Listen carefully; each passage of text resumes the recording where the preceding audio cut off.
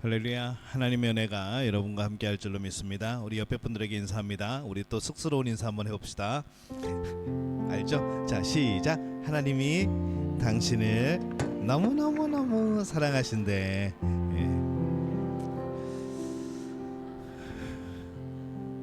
자, 손과 발이 오그라드는 수요일 아침 예배입니다. 자, 우리 함께 기도하고 시작합니다. 하나님, 은혜와 사랑에 감사합니다. 오늘 아침에도 하나님 앞에 예배자로 섭니다.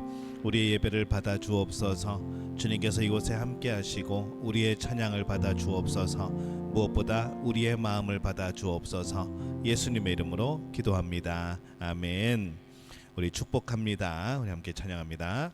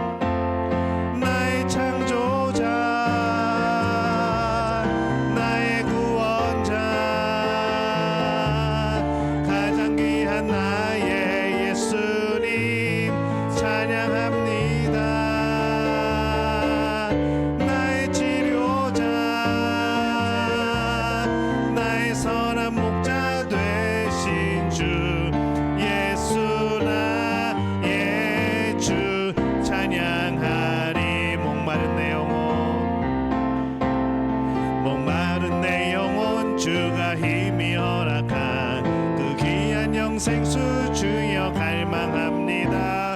그 약속 따라서 힘써 간구하오.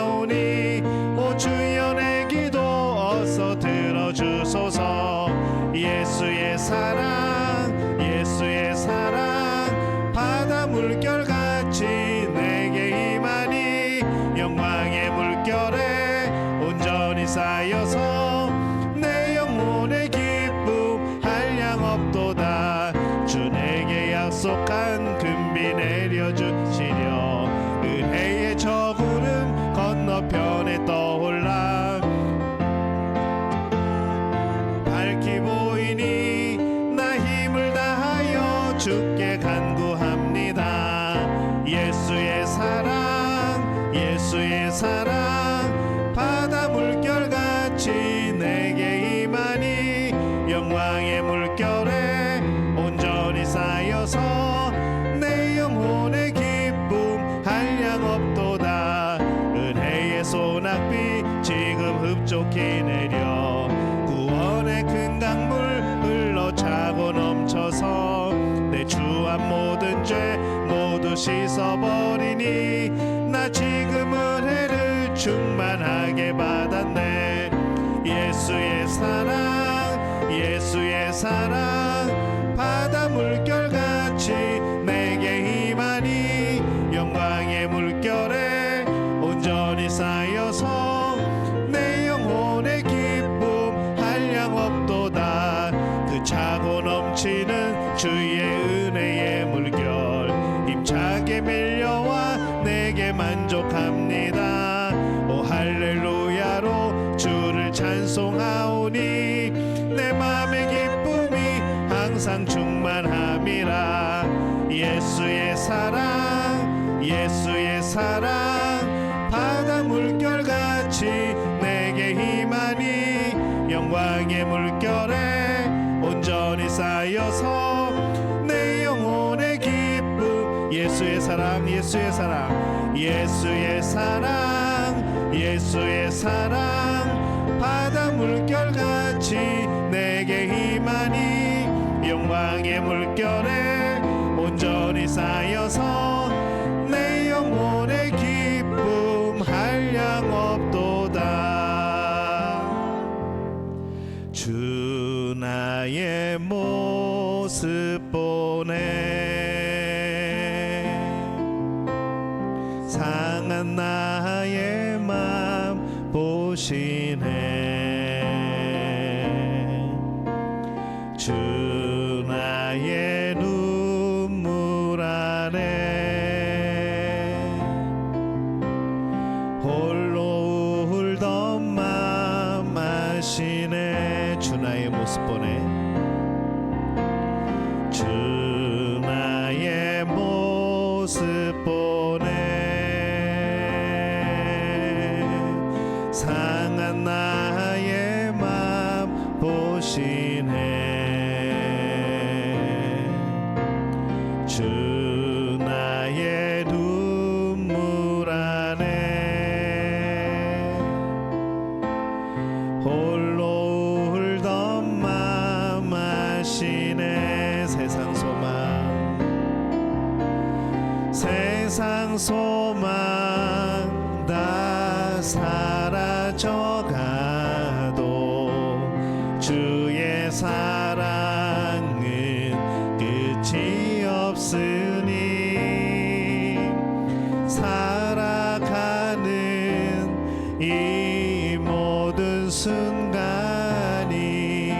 주 은혜 힘을 나는 믿네. 주 사랑 내게 있네. 주 사랑 내게 있네.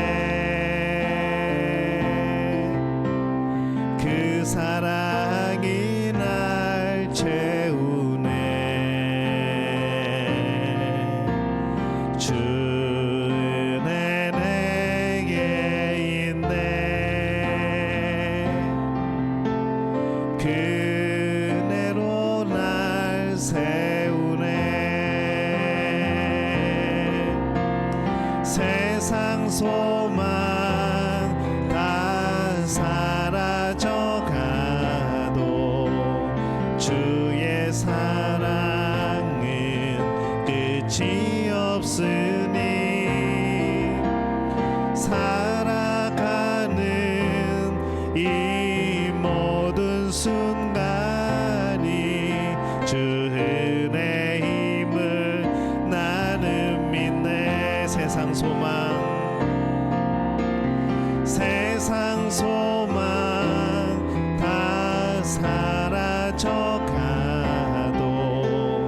주의 사랑은 끝이 없으니 살아가는 이 모든 순간이 주 은혜 힘을 나는 믿네. 우리 시간 함께 우리 기도합니다. 하나님, 주님이 나의 소망 되어 주옵소서. 이 세상에 의지할 많은 것들 늘 내 앞에서 유혹하지만 오직 예수 그리스도, 오직 하나님을 의지하게 도와주옵소서. 하나님이 주시는 것, 또 하나님이 채우시는 것, 하나님이 인도하시는 것, 언제나 그 안에서 기쁨과 감사가 이루어지게 하여 주옵소서. 오늘도 예배 가운데 우리를 이끄셨고 또 우리의 심령을 채우시고 오늘 우리를 통하여 하나님 영광 받으시기 원하시는 줄로 믿습니다. 하나님, 우리의 마음이 하나님 앞에 온전히 서서 하나님만 바라는 복된 마음 되게 도와주옵소서. 우리 주여 한번 외치고 함께 통성으로 기도합니다. 주여, 아버지 하나님, 은혜와 사랑에 감사를 드립니다.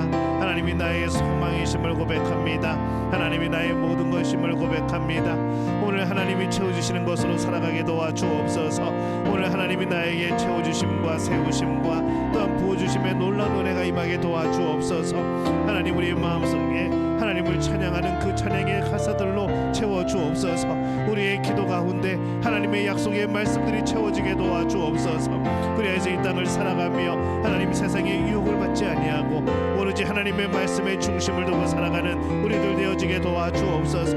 하나님께서 함께하여 주시어서 주님께서 주시는 귀한 말씀 선포할 때에 하나님 역사하시고 우리 삶에 하나님의 약속에 붙들리며 살아가는 복된 삶이 되어질 수 있도록 하나님 역사하여 주옵소서. 하나님, 우리의 심령을 주관하실 줄로 믿습니다. 이 시간 우리의 마음을 만지실 줄로 믿습니다. 하나님 말씀 앞에서 모두가 은혜로운 우리들 되어지게 도와 주시옵소서. 세상 소망 다 사라져가도 주의 사랑은 끝이 없으니 살아가는 이 모든 순간이 주 은혜 힘을 나는 믿네. 주 은혜 힘을 나는 믿네. 주 은혜 힘을 나는 믿네. 아멘. 오늘 함께 나누실 말씀 신약성경 요한복음 1장 1절 말씀입니다.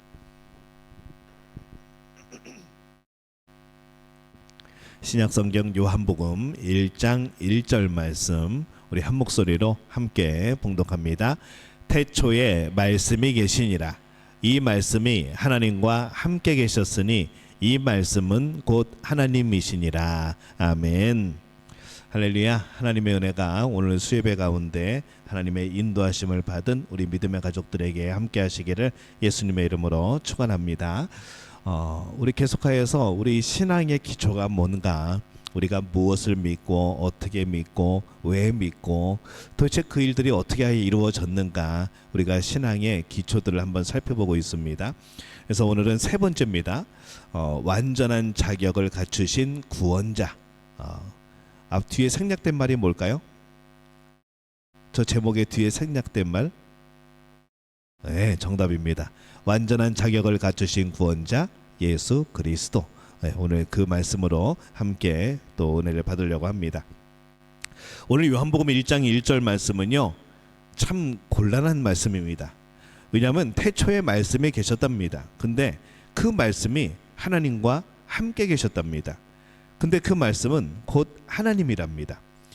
이게 굉장히 우리가 늘 요한복음 1장 1절 외우기도 하고 우리가 함께 읽기도 했지만은 이 말씀은요, 우리가 섣불리 막 우리의 지혜로 이해하기가 참 쉽지 않은 말씀이죠. 하나님께서는 오직 예수 그리스도만이 우리의 구원자라고 성경을 통해서 분명하게 밝히고 있습니다. 그렇다면 그가 우리를 구원하기에 완전한 자격을 갖추신 구원자임을 과연 우리가 무엇으로 확인을 하는가? 그것은 예수님이 하나님이신 동시에 인간이시며 죄가 없다는 겁니다. 이 성경이요, 그냥 읽을 때는 그런가 보다라고 하지만요, 가만히 생각을 해보면은 참 여러 가지로 우리가 이해할 수 없는 부분들이 많이 있죠. 오늘 그 말씀이 또한 그런 중에 하나이기도 합니다. 먼저 하나님에 대해서 어떻게 말씀을 하시는가? 이 요한복음 1장 1절 다시 보면요, 태초에 말씀이 계시니라, 이 말씀이 하나님과 함께 계셨으니 이 말씀은 곧 하나님이시니라. 논리적으로 이게 이해가 되지 않습니다. 태초에 말씀이 계셨습니다. 여기에 말씀이 하나 더 있죠. 이 말씀은 하나님과 함께 계셨는데 이 말씀은 곧 하나님이시다. 함께라고 하면은 보통 둘이 있을 때 함께라고 하지 않습니까? 그러므로 1 플러스 1은 2가 되어야 되는데 말씀이 하나님이랍니다. 이 등식이 이게 이해가 안 되는 것이죠. 그래서 우리가 가만히 보면요, 우리는 1 플러스 1은 2라고 우리는 그렇게 배워왔고 알고 있지만은 이 하나님의 계산법은요, 말씀이 있었는데 그 말씀은 하나님이랍니다. 근데 그것은 하나님이랍니다. 이렇게 우리는 등식을 만들어야 됩니다. 그래서 이 하나님의 계산법이죠. 오늘 말씀은 기존의 1 플러스 1이 2가 아니라는 그거를 잊어버려야 오늘 말씀은 이해가 되어집니다. 그래서 삼위일체 하나님, 이 성부 하나님, 성자 예수님, 성령 하나님을 우리는 믿게 되어지는 것이죠. 이 삼위일체 교리도요, 굉장히 어렵습니다. 세 분이 한 분인데 그분이 세 가지 다른 일을 하시고, 근데 그분은 한 분이시고, 이거를 설명할 방법이요, 세상에 없습니다. 그래서 많은 신학자들이, 많은 연구하는 사람들이 고민을 했습니다. 그러다가 제일 쉬운 게 뭔가 하면은 태양에 있는 코로나, 그 다음에 그 가운데 있는 멘틀 위에 부분, 그 다음에 안에 있는 부분 코어, 이렇게 설명을 하면 되나? 다 불은 불인데 그렇게 나눠서 설명하면 안 될까?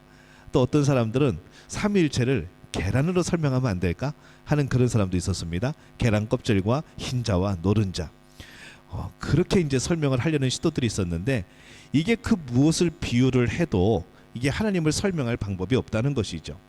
그래서 우리는 그냥 그대로 믿는 겁니다. 성부 하나님, 성자 예수님, 성령 하나님. 그래서 이 세 분이 한 분으로 움직이시고 또 각자의 사역이 있으시면서 또 하나같이 하나님이 되어주시고, 우리는 이게 우리의 이성과 지혜로는 이것을 뛰어넘고 이해할 수 있는 방법이 전혀 없습니다. 그래서 이 4세기경의 교부였던 터툴리안은요, 이런 얘기를 했습니다. 나는 성경이 이해되지 않기 때문에 믿는다. 만일 다 이해된다면 그것은 하나님의 말씀이 아니라 인간의 조작품이다 라고까지 말을 했습니다. 그만큼 이 성경 말씀을 이해하는데 세부적으로 들어가면은 우리가 논리적으로 설명할 수 없는 부분들이 굉장히 많다는 것이죠. 그래서 성경은요, 한번 따라해 볼까요? 논리적인 것이 아니라 믿음으로 보아야 된다. 그래서 성경은 믿음으로 보는 책입니다. 처음부터 그렇죠. 창세기 1장 1절부터 시작입니다. 태초에 하나님이 천지를 창조하시니라. 아무런 설명이 없습니다. 그냥 하나님이 태초에 천지를 창조하셨답니다. 그게 끝입니다. 우리에게 동의를 요구하는 것도 아니고 우리에게 말씀하는 거죠. 이걸 믿으라는 겁니다. 그리고 하나님께서는요, 그 뒷부분을 쭉 이어가시면서 우리가 믿을 만한 근거들을 여러 가지로 보여주십니다. 그래서 믿음은요, 그 모든 것들을 할 수 있는 분은 하나님이시다 라고 고백하는 것이 우리의 믿음이 되어지는 겁니다. 우리의 믿음은요, 태초에 하나님이 천지를 창조하셨다, 이게 믿음이 되어지는 것이고요. 동정녀 마리아에게서 예수님이 태어나셨다, 이게 믿음이 되어지는 것이고요. 노아의 홍수 때 그 홍수가 나서 온 지구가 물에 잠겼었다, 이것을 믿음이 되는 것이고요. 그래서 하나님은 하실 수 있다. 나는 잘 이해가 안 되지만, 나는 논리적으로 설명할 수는 없지만은 하나님은 하실 수 있다, 이게 우리의 믿음이 되어집니다. 그래서 어떤 논리적인 사람들은요, 어떤 과학자들은 이 참 고민하고 혼란스러워하는 사람들이 많습니다. 모든 것은 설명이 돼야 될 텐데, 모든 것은 증명이 돼야 될 텐데, 이 성경 말씀만큼은 나름대로 역사적으로 보면 증명이 되어지지만 이게 하나하나 따지고 들어가면은 참 증명하기 쉽지 않은 그런 내용들로 가득 차 있기 때문에 이 과학자들이 고민을 하게 되어집니다. 사람들은 어렸을 때 아버지 말씀을 이해하지 못해서 반항도 하고 심지어는 가출도 하죠. 그러나 어른의 나이가 되어서는 이해가 됩니다. 아, 그래서 그때 우리 부모님이 그런 얘기를 하셨구나, 우리 엄마가, 우리 아빠가 그런 얘기를 했었구나 하는 것을 나중에 알게 되어지죠. 이게 그런 얘기였구나 라는 것을 알게 되어집니다. 우리 부모님과의 우리와의 차이가 한 30년 정도밖에 되지 않는데 우리가 아버지를 다 이해할 수 없다는 것이죠. 그런데 이 창조자와 피조물 사이의 거리는 어떨까요? 정말 어마어마한 그런 차이이고 어마어마한 거리일 겁니다. 내가 아버지만큼 자라고 나니까, 내가 어머니만큼 자라고 나니까 그 마음이 이해가 되었던 것처럼 이 성경에 이해되지 않는 부분들은요, 아직 우리의 영적인 그런 미성숙함 때문에 우리가 이해할 수 없는 부분들이 많은 겁니다. 만약에 오늘은 조이가 안 왔습니다만 조이에게 지금까지 제가 설명을 하는 거죠. 지금까지 인류가 이런 일들을 지나왔고 이런 역사가 있었고 이 모든 인류가 이렇게 발전해가지고 모든 학문과 과학과 경험들 이런 것들을 다 설명해주고 이 철학이 이런 게 있었는데 그 철학 때문에 현재 이런 것들이 완성되어지고, 아마 그거를 아무리 설명을 해도 조이는 눈만 껌뻑껌뻑거릴 겁니다. 이 양반이 지금 뭔 소리를 하고 있나, 아마 그럴 겁니다. 우리가 아이에게 엄마, 아빠라는 말을 한번 하게 하려고요, 우리가 얼마나 많이 애를 썼습니까? 수천 번은, 수백 번은 엄마, 아빠 얘기를 해줘야 나중에 라고 한마디 비슷한 말을 내뱉는 것이죠. 그러다가 만약에 우리가 아기들이 한마디를 딱 하면 어느 날 갑자기 자기도 모르게 실수한 거죠. 엄마라고 부르게 되면은 우리 아이가 천재라고, 우리 아이는 뭔가 좀 특별하다고 얼마나 놀라고 또 얼마나 또 기뻐합니까? 그러니 이 하나님과 우리의 사이는 얼마나 멀겠습니까? 그 클래스가 얼마나, 그 질적인 차이가 얼마나 멀겠습니까? 그래서 태초에 말씀이 계시니라, 이 말씀이 하나님과 함께 계셨으니 이 말씀은 곧 하나님이시니라. 이 말씀은 우리의 논리적으로 설명되지 않습니다. 영적으로 이해를 해야 되는 것이죠. 하나님은 말씀이십니다. 말씀이신 그 하나님께서 요한복음 1장 14절에 뭐라고 말씀하시는가 하면은 육신이 되어 우리 가운데 거하심에 우리가 그의 영광을 보니 아버지의 독생자의 영광이요 은혜와 진리가 충만하더라, 이렇게 말씀을 합니다. 말씀이 육신이 되어 우리 가운데 거하심에, 아까 우리 처음에 봤던 말씀이 하나님인데 그 하나님이 육신이 되어서 이 땅에 오신 분이 누굽니까? 예수 그리스도라고 설명을 하는 겁니다. 이것 역시 우리가 참 이해하기 쉽지 않습니다. 그래서 예수 그리스도는요 말씀이고, 예수 그리스도는 하나님이고, 예수 그리스도는 그 말씀이 하나님이 육신이 되어 이 땅에 오신 분이 예수 그리스도입니다. 그래서 예수 그리스도는 정말 참 하나님이 되어 주시는 거죠. 자, 그러면 이 사람의 몸을 입고 예수님이 이 땅에 오십니다. 예수 그리스도가 참 하나님이시고 또 인간의 모습으로 온 것이죠. 근데 여기에도요 이단의 그런 여러 가지 얘기들이 있었습니다. 예수님이 이 땅에 오셨다고 하니까 여러 가지 궁금증들이 생기죠. 예수님이 정말 인간의 몸을 입고 오셨을까? 혹시 사람처럼 이렇게 유령처럼 보인 것은 아닐까? 이렇게 안 만져지고 그냥 사람 같은데 실제로는 실체가 없는, 혹시 그런 건 아닐까? 이제 그런 막 논리들이 막 생겨나기 시작합니다. 이 전부 다 이제 이단으로 취급되어지고 그렇게 되었었죠.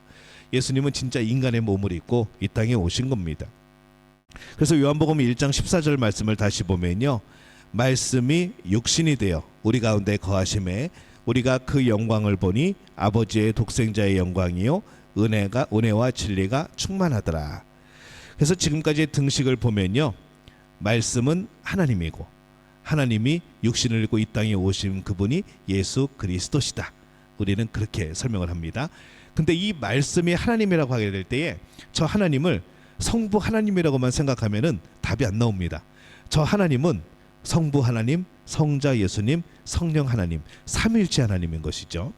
근데 그 하나님이 육신이 되어서 예수 그리스도로 이 땅에 오신 겁니다. 그래서 우리 예수 그리스도께서 이 땅에 오신 것은 말씀이 육신이 된 사건, 그것을 뜻하는 겁니다. 우리가 또 이해를 돕기 위해서 몇 가지 좀 예를 한번 들어보겠습니다. 판사들의 말에 의하면요, 우리나라 사람들만큼 이 판결에 잘 승복하지 않는 민족도 없다고 그럽니다. 왜냐면 아니라는 거죠. 못 믿겠다는 거죠. 그래서 항소하고 또 항소하고 그럽니다. 그래서 대법원까지 올라가는 비율이 굉장히 높다고 그럽니다. 돈은 물론이고 여러 가지 면에서 많은 대가를 지불해야 됨에도 불구하고 갈 때까지 가보겠다는, 끝까지 다퉈보겠다는 마음으로 이 대법원까지 대부분 가게 되어지죠. 예를 들어서 사형을 받아야 될 죄인이 있는데 하필 그 사형을 받아야 되는 그 사람의 아버지가 판사입니다. 판사라고 해서 임의로 죄를 용서해 줄 수는 없는 거죠. 너는 내 아들이고 해서 내가 죄를 용서할 테니까 이제 죄 짓지 말고 착하게 살아라, 너 석방, 그러면은 어떻게 되어질까요? 난리가 날 겁니다. 공정한 판사가 아닐 것이고 또 그것으로 인해서 그 사람은 이제 더 이상 판사의 일을 못하게 될 것이고요. 근데 사람들은 하나님에게 대해서 어떤 마음을 가지고 있는가? 하나님이 공정하지 않은 판사가 되라고 자꾸 요구를 합니다. 내가 죄를 졌는데 하나님 나에게 죄인이라고 말하지 마세요. 하나님, 내가 죄를 졌지만은 나를 심판하지 마세요 라고 우리는 자꾸 요구를 합니다. 하나님은 사랑의 하나님이라면서요. 근데 사랑 많으신 하나님이 왜 지옥을 만들었습니까? 그리고 다 천국에 보내면 되지 왜 지옥을 만들어 가지고 사람들을 지옥에 넣습니까? 이렇게 따신다는 것이죠. 이것은요, 판사가 아들을 너무 사랑해서 조금 충고한 후에 너는 이제 죄 짓지 말아라 하고 풀어주는 것과 똑같은 겁니다. 사람이 악하다는 것을 여기에서도 볼 수 있는 거죠. 내가 잘못한 거에 대해서는 그냥 대충 용서받고 넘어가고 싶은 인간의 욕구가 발동을 하는 겁니다. 아버지의 입장으로는 아들에게 사형 선고를 내릴 수 없을 겁니다. 그게 하나님의 사랑입니다. 그런데 판사의 입장으로서 본다면은 죄인인 그에게 반드시 사형 선고를 내려야 됩니다. 이게 공의입니다. 그래서 판사는 피고의 죄를 살핀 후에 공정하게 사형 선고를 내리죠. 그렇게 한 후에 어떡합니까? 판사의 옷을 벗어버립니다. 그리고 아버지로서 그 자리에, 죄인의 자리로 내려와서 아들의 입장으로 내려와서 아들의 죄수복을 입고 아들 대신 사형을 당하는 거죠. 이게 공의입니다. 사랑이고 공의라는 것이죠. 이것은 지어낸 얘기가 아니라 성경의 메시지가 이 메시지입니다. 로마서 3장 23절 말씀 함께 읽어볼까요? 시작. 모든 사람이 죄를 범하였음에 하나님의 영광에 이르지 못하더니. 이 모든 사람이란 말은요, 우리 모두가 포함되어 있습니다. 저와 여러분 모두가 죄인입니다. 내가 죄인이 아니라면 나는 인간이 아닌 것이죠. 인간이라면은 모두가 죄인입니다. 그래서 이미 우리는 이 땅에 태어날 때부터 죄인으로 태어납니다. 아담과 하와가 지었던 죄의 유전을 가지고 태어나죠. 그래서 모든 사람은 죄인입니다. 근데 이 죄를 해결하는 방법이 과연 뭘까? 로마서 6장 23절 말씀 보면요, 우리 함께 읽어볼까요? 사망이요 하나님의 은사는 그리스도 예수 우리 주 안에 있는 영생이니라. 이 말씀을 하시면서 우리에게 유죄 선고를 내리는 겁니다. 하나님께서는 여러분과 저에게 사형 선고를 이미 내린 것이죠. 죄의 삭은 사망이요, 너희들이 죄를 져서 너희들은 죄인이야. 모든 사람은 죄인이야. 그래서 그 죄의 대가는 사망이야 라고 말씀을 합니다. 여기서 말하고 있는 이 사망은 단순히 물리적인 죽음이 아닙니다. 하나님과 분리된 상태를 말하죠. 여러분, 하나님과 분리된 상태를 혹시 경험해 보셨습니까?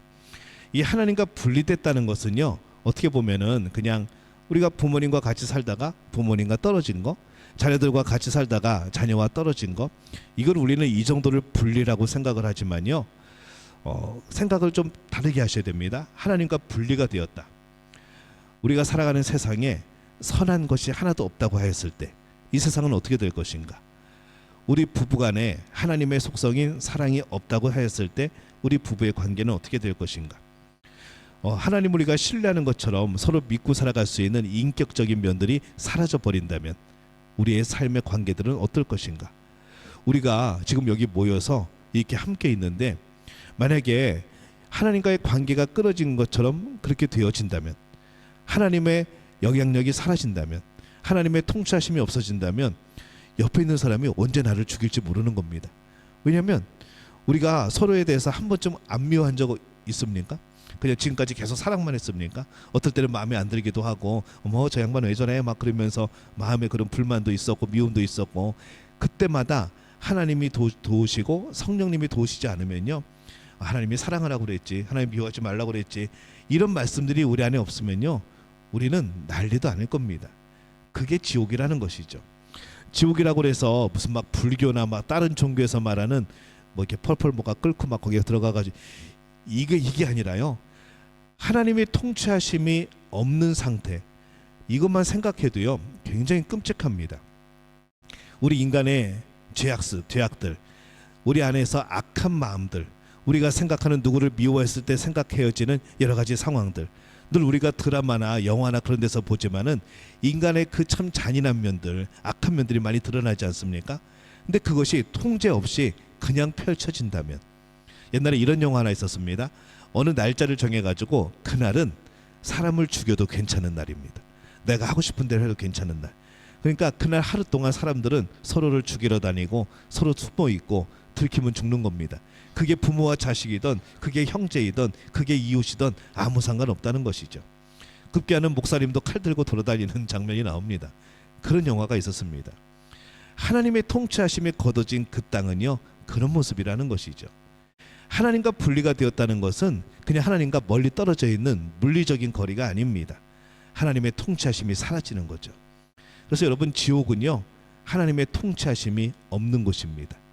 우리 인간의 죄악들, 그 죄악에서 나올 수 있는 여러 가지 현상들, 이게 필터 없이 뭐 막는 것 없이 걸러지는 것 없이 그대로 모든 것이 표출되어지는 것이 지옥이라는 것이죠. 이게 얼마나 끔찍합니까? 그래서 오늘 말씀에 모든 사람이 죄를 범하였음에 하나님의 영광에 이르지 못하고, 또 죄의 삭은 사망이고, 또 하나님과의 관계의 거리가 멀어지고, 이게 하나님과 분리됐다는 것이 그런 것이죠. 우리 분리불안증이라는 게 있지 않습니까? 우리 강아지도 그렇고 가끔 고양이도 그럴 때가 있고 우리 자녀들도 그런 분리불안증에 있을 때가 있습니다. 부모와 떨어지는 것을 막 극도로 싫어하는 것이죠. 그게 본능적인 겁니다. 함께이고 싶은 마음인 거죠. 근데 정말 우리가 하나님과 분리되었다고 한다고 그러면은 정말 그 자체가 지옥인 겁니다. 우리는 우리의 죄로 인해서 육체적인 생명이 있는 동안 하나님과 분리되어졌습니다. 생명이 끝나는 그 순간 그 죄로 인해서 지옥의 형벌을 받는 것이죠. 천국은 하나님의 통치하심이 100% 적용되기 때문에 천국인 겁니다. 이 땅에서는 하나님의 통치하심에 여러 가지 죄악된 마음도 있고 마귀의 막 그런 여러 가지 방해도 있고, 그러면서 우리가 온전한 하나님의 통치하심을 경험할 수 없게 되어지지만은 하나님 나라는 완전히 하나님이 통치하시는 겁니다. 모순이 없고요. 그렇죠. 하지만은 그 하나님의 통치하심이 떠난 그곳, 그게 바로 이제 지옥의 형벌이 되어지는 거죠. 근데 하나님께서는 이 공정하신 재판관이시기 때문에 그 죄를 그냥 지나칠 수는 없습니다. 하지만은 의로우면서 하나님은 또한 사랑의 하나님입니다. 하나님께서는 사형 선고를 내리고 그냥 집행하는 것으로 끝나지 않고 우리를 너무 사랑하시기 때문에 자신이 직접 인간이라는 육체를 입고 이 땅에 오신 겁니다. 그래서 여러분들이 받아야 될, 우리가 받아야 될 그 모든 형벌을 대신 짊어지고 십자가에 못 박혀 돌아가십니다. 인간의 옷을 입고 이 땅에 오신 하나님이 바로 예수님이라는 거죠. 그래서 예수님은 우리를 너무나 사랑하시기 때문에 우리의 죄를 해결하시기 위하여서 이 땅에 오십니다.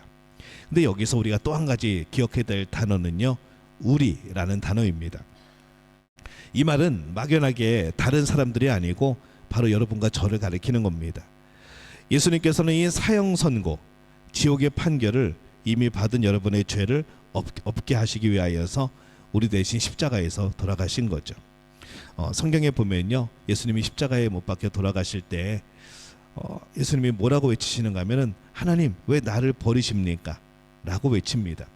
저는 그 장면을 어떻게 이해를 했는가 하면요, 예수님이, 하나님이 보시기에 예수님은 이 땅의 모든 죄를 짊어지십니다.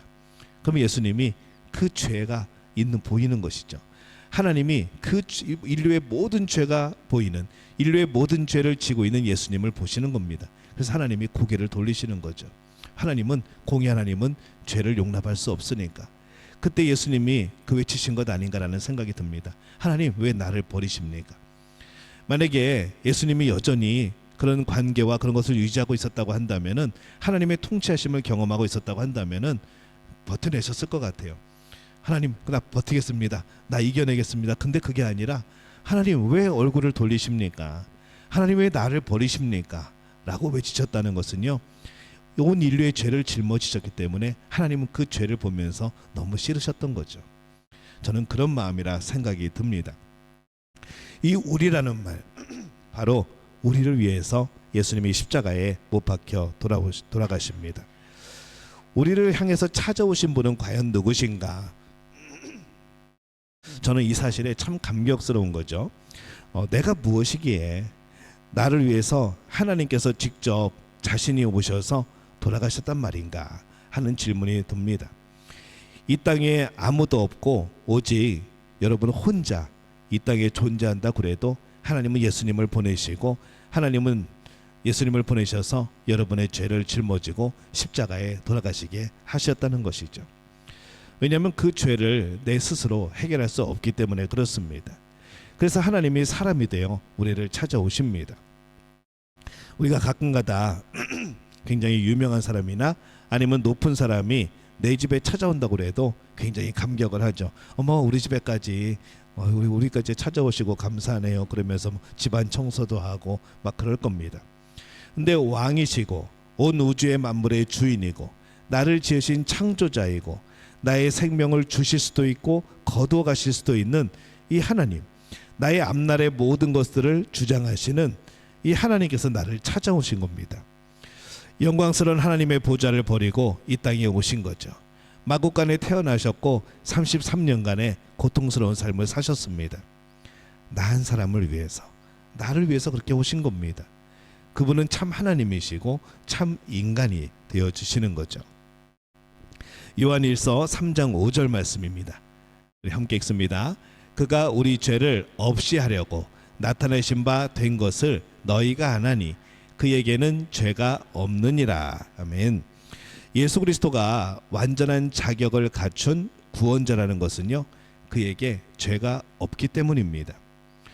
예수님께서 하나님이심에도 불구하고 인간의 몸을 입고 이 땅에 오신 이유는 우리의 죄를 없애버리려고 한 것이죠. 죄인이 죄인을 석방할 수 없습니다. 같은 감옥 안에서 야, 너 죄가 없던 것 같다, 야, 넌 내일 석방, 이게 안 된다는 것이죠. 감옥에 갇혀 있는 죄수들은요, 탈옥을 하지 않는 한 감옥 밖으로 나올 수가 없습니다. 도와줄 수도 없습니다. 밖에 있는 사람이 보석금을 내던, 밖에 있는 사람이 변호사를 선임을 하던, 밖에 사람이 도와주어야 밖으로 나올 수 있는 거죠. 구원자가 외부에서 와야 되듯이 죄가 전혀 없는 자만 이 감옥으로부터 나오는 것을 도울 수가 있는 겁니다. 그러나 사람치고 죄인이 아닌 사람이 없는 거죠. 모든 사람이 죄를 범하였음에 하나님의 영광에 이르지 못하더니 죄의 삭은 사망이고, 그러니까 이 우리끼리는 이 죄를 해결할 방법이 없는 겁니다.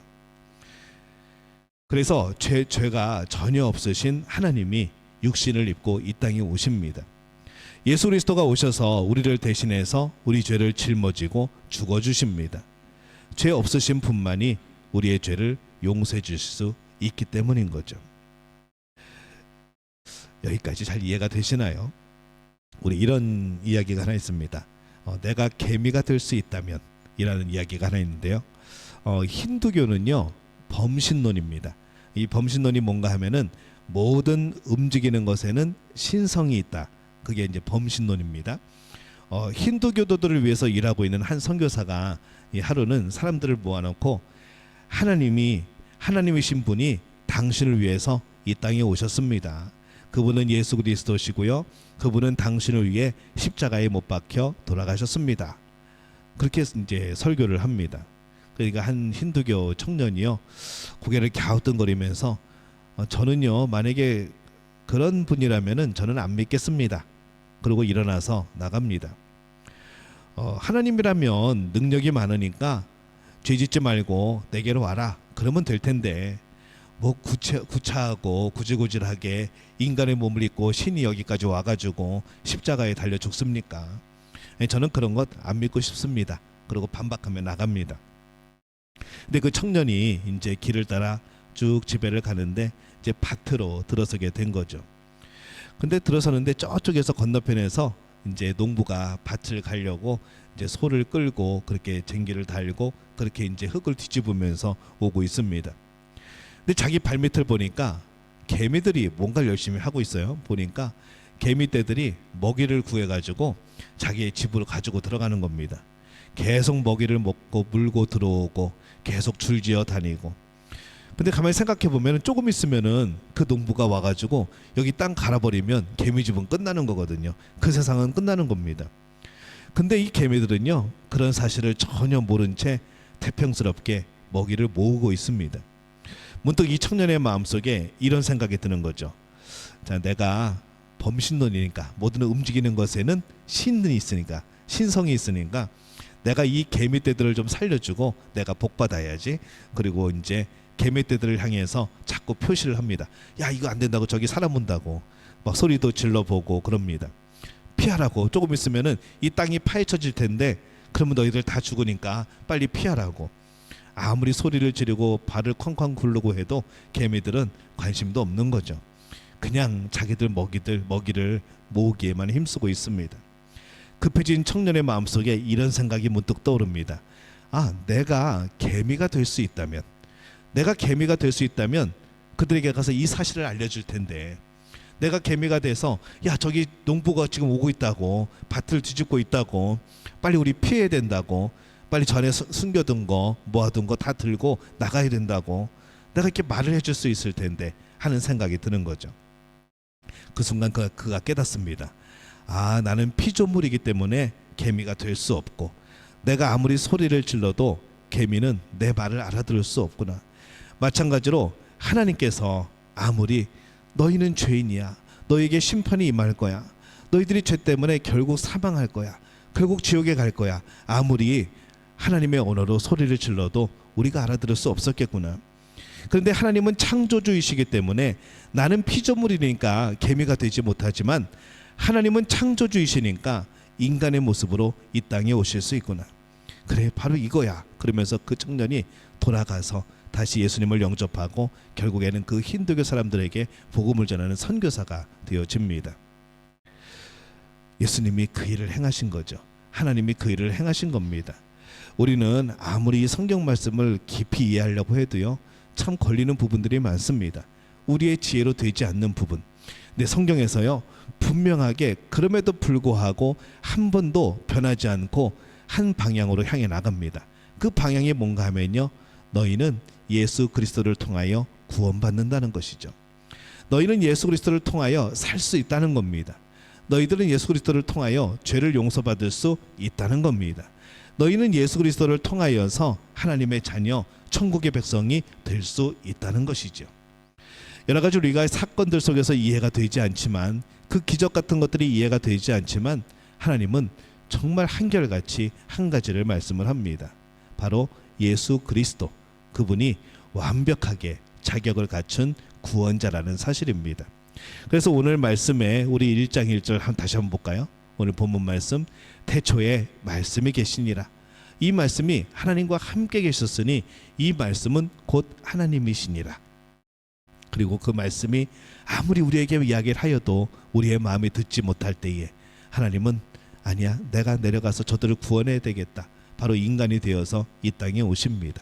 그래서 말씀은 하나님이시고 그 하나님은 육신을 입고 이 땅에 오신 예수 그리스도가 되어지는 것이죠. 그래서 죄 없으신 그분이 우리의 죄를 짊어지고 돌아가심으로 우리를 용서하고 우리의 죄를, 모든 죄들을 사해 주신 겁니다. 오늘 우리가 그 은혜를 입은 사람들인 줄로 믿습니다. 그래서 오늘 우리는 예수 그리스도를 바라보며 살아가는 삶인 것이죠. 신앙생활을 하면서 굉장히 단순한 이야기들이고 우리가 다 한 번쯤은 들었던 그런 말씀이고 하지만은요, 우리 이런 반복들이 좀 필요하다는 생각이 듭니다. 내가 믿고 있는 것이 과연 뭘까? 나는 정말 제대로 믿고 있을까? 나는 예수님을 제대로 알고 있을까? 요한복음 1장 1절을 읽으면서도 그냥 평소에 지나가고 암송하는 말씀이 아니라 정말 이해가 되지 않는 이 순간들을 우리는 만나고 있을까? 성경을 깊이 보면요, 이해할 수 없는 부분들을 만나게 되어집니다. 근데 저는 그때가요, 하나님이 여러분을 만지시는 그런 순간이라고 생각이 듭니다. 질문이 떠오를 때, 궁금증이 생길 때, 어떻게 그렇게 된 것일까 고민할 때 하나님은 답을 알려주신다는 거죠. 전 여러분의 삶 속에서도 그 답을 찾기를 바랍니다. 여러분이 어려움 속에 부딪힐 때에, 뭔가 해결되지 않는 일들이 내 앞에 있을 때에 이게 답이 뭘까라고 고민하는 그런 삶의 문제들 속에서 하나님은 그때에 기다리고 계신 거죠. 여러분이 하나님께 물어보기를, 여러분이 하나님 앞에 나오기를, 하나님 앞에 기도하기를 기다리고 계십니다. 그리고 그럴 때에 하나님이 여러분에게 그 모든 해답과 길들과 또 하나님의 뜻을 알려주실 줄로 믿습니다. 우리 이 말씀 통하여서 다시 한번 이 말씀이 하나님이신 것처럼 그 말씀이 우리 안에 거할 때에 하나님이 내 안에 계심을 고백할 수 있는 우리 모두가 되어지시기를 예수님의 이름으로 축원합니다.